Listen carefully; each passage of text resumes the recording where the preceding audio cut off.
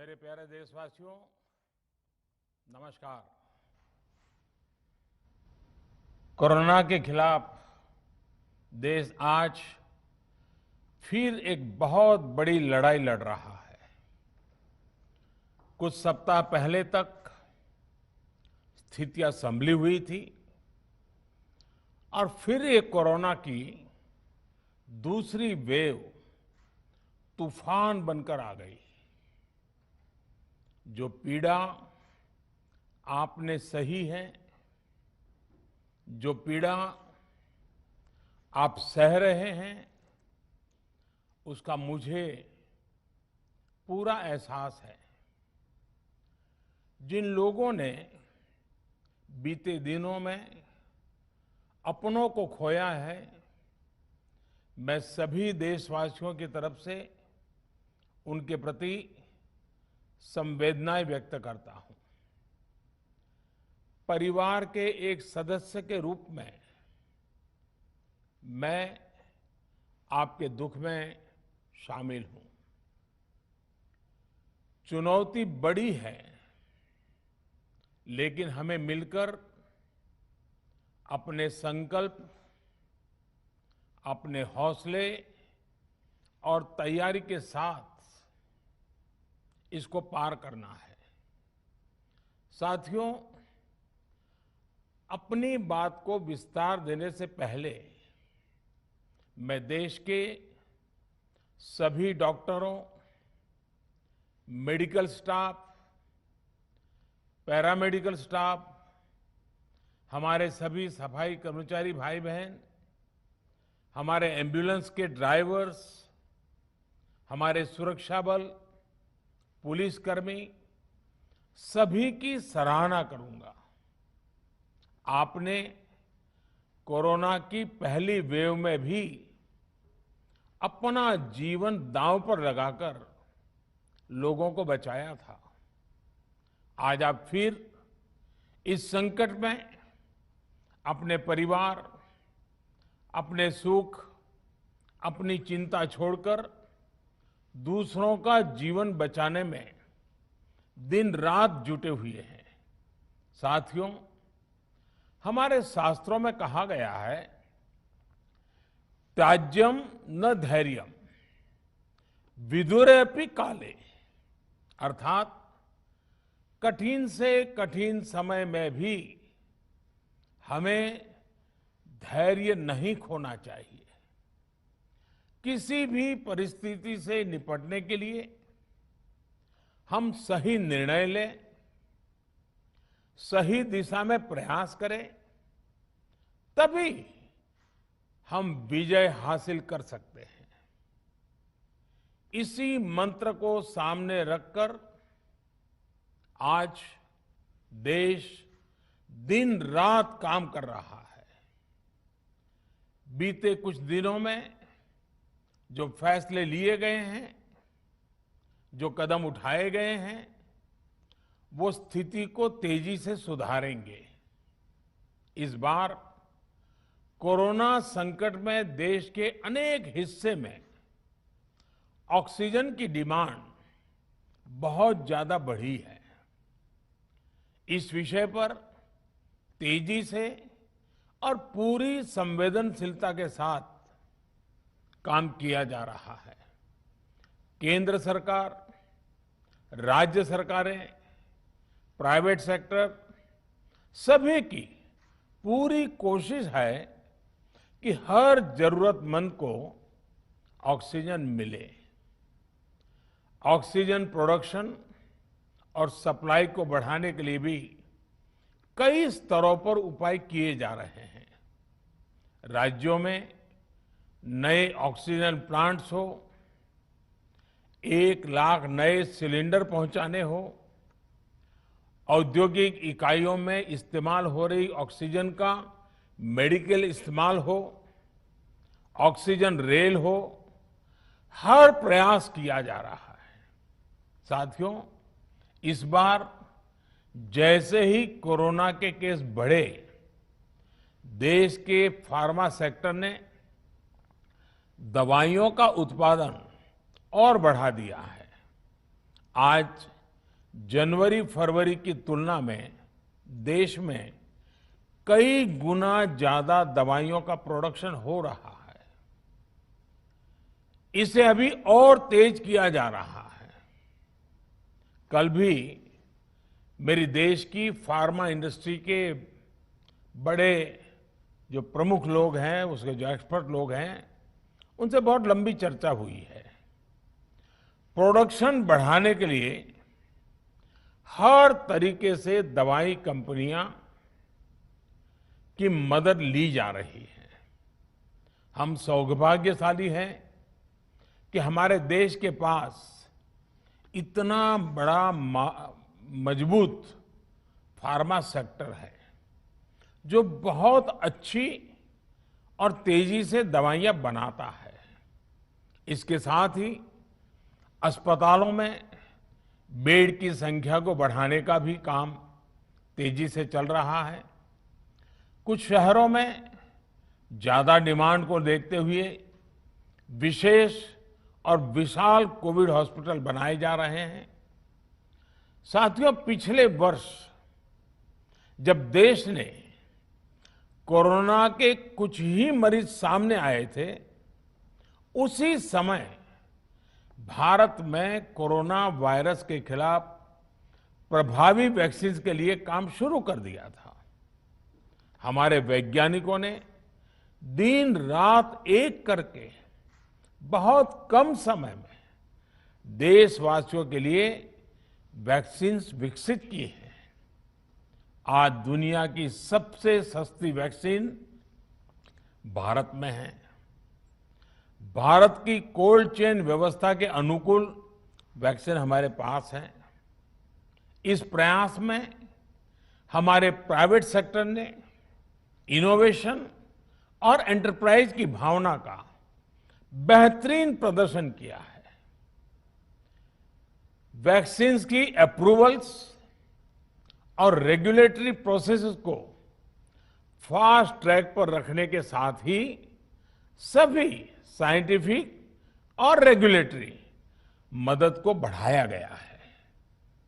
यह एक team effort है जिसके कारण हमारा Bharat 2 made in India vaccine के साथ दुनिया का सबसे बड़ा टीकाकरण अभियान शुरू कर पाया। टीकाकरण के पहले चरण से ही गति के साथ ही इस बात पर जोर दिया गया कि ज्यादा से ज्यादा क्षेत्रों तक, जरूरतमंद लोगों तक वैक्सीन पहुंचे। दुनिया में सबसे तेजी से भारत में पहले 10 करोड़, फिर 11 करोड़ और अब 12 करोड़ वैक्सीन डोज दिए गए हैं। आज कोरोना से इस लड़ाई में हमें हौसला मिलता है कि हमारे health care workers, frontline corona warriors और सीनियर सिटीजन्स के एक बड़े हिस्से को वैक्सीन का लाभ मिल चुका है। साथियों, कल ही वैक्सीन को लेकर हुए एक और अहम फैसला भी हमने किया है। 1 मई के बाद से 18 वर्ष के ऊपर के किसी भी व्यक्ति को वैक्सीनेट किया जा सकेगा। अब भारत में जो वैक्सीन बनेगी उसका आधा हिस्सा सीधे राज्यों और अस्पतालों को भी मिलेगा। इस बीच गरीबों, बुजुर्गों, निम्न मध्यम वर्ग के लोग, 45 वर्ष की आयु के ऊपर के व्यक्तियों के लिए केंद्र सरकार का जो वैक्सीन कार्यक्रम चल रहा है वो भी उतनी ही तेजी से जारी रहेगा।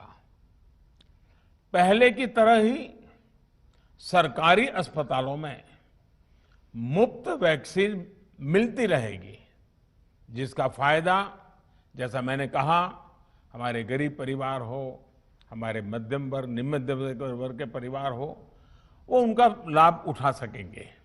साथियों, हम सभी का प्रयास जीवन बचाने के लिए है, और जीवन बचाने के लिए तो है ही। प्रयास से भी ये है कि आर्थिक गतिविधियां और आजीविका कम से कम प्रभावित हो। प्रयास का तरीका यही रखा जाए। वैक्सीनेशन को 18 वर्ष की आयु के ऊपर के लोगों के लिए ओपन करने से शहरों में जो हमारे वर्कफोर्स है उसे तेजी से वैक्सीन उपलब्ध होगी। राज्यों और केंद्र सरकार के प्रयासों से श्रमिकों को भी तेजी से वैक्सीन मिले लगेगी। मेरा राज्य प्रशासन से आग्रह है कि वो श्रमिकों का भरोसा जगाए रखे। उनसे आग्रह करें कि वो जहां है वहीं रहे। राज्यों द्वारा दिया गया ये भरोसा उनकी बहुत मदद करेगा कि वो जिस शहर में हैं वहीं पर अगले कुछ दिनों में वैक्सीन भी लगेगी और उनका काम भी बंद नहीं होगा। साथियों, पिछली बार जो परिस्थितियां थी वो अभी से काफी भिन्न थी। तब हमारे पास इस वैश्विक महामारी से लड़ने के लिए कोरोना स्पेसिफिक मेडिकल इंफ्रास्ट्रक्चर नहीं था। आप याद करिए देश की क्या स्थिति थी। कोरोना टेस्टिंग के लिए पर्याप्त लैब नहीं, पीपीई का कोई प्रोडक्शन नहीं, हमारे पास इस बीमारी के ट्रीटमेंट के लिए कोई खास जानकारी भी नहीं। लेकिन बहुत ही कम समय में हमने इन चीजों में सुधार किया। आज हमारे डॉक्टरों ने कोरोना के इलाज की बहुत ही अच्छी एक्सपर्टीज हासिल कर ली है। वो ज्यादा से ज्यादा जीवन बचा रहे हैं। आज हमारे पास बड़ी मात्रा में पीपीई किट्स हैं, लैब्स का बड़ा नेटवर्क है और हम लोग टेस्टिंग की सुविधा को निरंतर बढ़ा रहे हैं। साथियों, देश ने कोरोना के खिलाफ अब तक बहुत मजबूती से और बहुत धैर्य से लड़ाई लड़ी है। इसका श्रेय आप सभी को, सभी देशवासियों को ही जाता है। अनुशासन और धैर्य के साथ कोरोना से लड़ते हुए आप देश को यहां तक लाए हैं। मुझे विश्वास है जन भागीदारी की ताकत से हम कोरोना के इस तूफान को भी परास्त कर पाएंगे। आज हम अपने चारों ओर देख रहे हैं कि कैसे कई लोग, कई सामाजिक संस्थाएं जरूरतमंदों तक मदद पहुंचाने में दिन रात जुटे हैं। दवाई पहुंचाना हो, खाने या रहने की व्यवस्था करनी हो, लोग पूरे मनोयोग के साथ काम कर रहे हैं। मैं इन सभी के सेवा भाव को आदरपूर्वक नमन करता हूं और देशवासियों से अपील करता हूं कि अधिक से अधिक मात्रा में इस संकट की घड़ी में देशवासी आगे आएं और जरूरतमंदों तक मदद पहुंचाएं। समाज के पुरुषार्थ और सेवा के संकल्प से ही हम ये लड़ाई जीत पाएंगे। मेरा युवा साथियों से अनुरोध है कि वो अपनी सोसाइटी में, मोहल्ले में, अपार्टमेंट्स में छोटी छोटी कमेटियां बनाकर कोविड अनुशासन पालन करवाने में मदद करें। हम ऐसा करेंगे तो सरकारों को न कभी कंटेनमेंट जोन लगाने की जरूरत पड़ेगी, न कर्फ्यू लगाने की जरूरत पड़ेगी और लॉकडाउन का तो सवाल ही नहीं उठता है, आवश्यकता ही नहीं पड़ेगी। स्वच्छता अभियान के समय देश में जागरूकता फैलाने के लिए मेरे बाल मित्रों ने बहुत मदद की थी। छोटे छोटे बालक, 5वीं, 7वीं, 8वीं, 10वीं में पढ़ने वाले, उन्होंने घर के लोगों को समझाया था, मनाया था। उन्होंने बड़ों को भी स्वच्छता का संदेश दिया था। आज मैं फिर अपने बाल मित्रों से एक बात विशेष तौर पर कहना चाहता हूं। मेरे बाल मित्र, घर में ऐसा माहौल बनाइए कि बिना काम, बिना कारण घर के लोग घर से बाहर न निकले। आपकी जीत बहुत बड़ा परिणाम ला सकती है। प्रचार माध्यमों से भी मेरी प्रार्थना है कि ऐसे संकट की घड़ी में वो लोगों को सतर्क और जागरूक करने के लिए जो प्रयास कर रहे हैं उसे और बढ़ाएं। इसके साथ ही इसके लिए भी काम करें कि डर का माहौल कम हो सके, लोग अफवाह और भ्रम में न आए। साथियों, आज की स्थिति में हमें देश को लॉकडाउन से बचाना है। मैं राज्यों से भी अनुरोध करूंगा कि वो लॉकडाउन को अंतिम विकल्प के रूप में ही इस्तेमाल करें। लॉकडाउन से बचने की भरपूर कोशिश करनी है और माइक्रो कंटेनमेंट जोन पर ही ध्यान केंद्रित करना है। हम अपनी अर्थव्यवस्था की सेहत भी सुधारेंगे और देशवासियों की सेहत का भी ध्यान रखेंगे। साथियों, आज नवरात्रि का आखिरी दिन है। कल रामनवमी है और मर्यादा पुरुषोत्तम श्री राम का हम सभी को यही संदेश है कि हम मर्यादाओं का पालन करें। कोरोना के इस संकट काल में कोरोना के बचने के जो भी उपाय है, कृपया करके उनका पालन 100% करिए। दवाई भी, कड़ाई भी, इस मंत्र को कभी भी भूलना नहीं है। ये मंत्र जरूरी है, वैक्सीन के बाद भी जरूरी है। रमजान के पवित्र महीने का भी आज 7वां दिन है। रमजान हमें धैर्य, आत्मसंयम और अनुशासन की सीख देता है। कोरोना के खिलाफ जंग जीतने के लिए अनुशासन भी, उसकी भी उतनी ही जरूरत है। जब जरूरी हो तभी बाहर निकले। कोविड अनुशासन का पूरा पालन करें। मेरा आप सभी से यही आग्रह है। मैं आपको फिर ये भरोसा देता हूं, आपके इस साहस, धैर्य और अनुशासन के साथ जुड़कर आज जो परिस्थितियां हैं उन्हें बदलने में देश कोई कोर कसर नहीं छोड़ेगा। आप सभी स्वस्थ रहें, आपका परिवार स्वस्थ रहे, इसी कामना के साथ मैं अपनी बात समाप्त करता हूं। आपका बहुत बहुत धन्यवाद। तो प्रधानमंत्री नरेंद्र मोदी का राष्ट्र के नाम संबोधन बहुत अहम था। कोविड की इस वक्त की परिस्थितियों के बीच प्रधानमंत्री आज आए और उन्होंने राष्ट्र को संबोधित किया और देश को भरोसा दिलाया कि जन भागीदारी से कोरोना की ये जो दूसरी वेव है,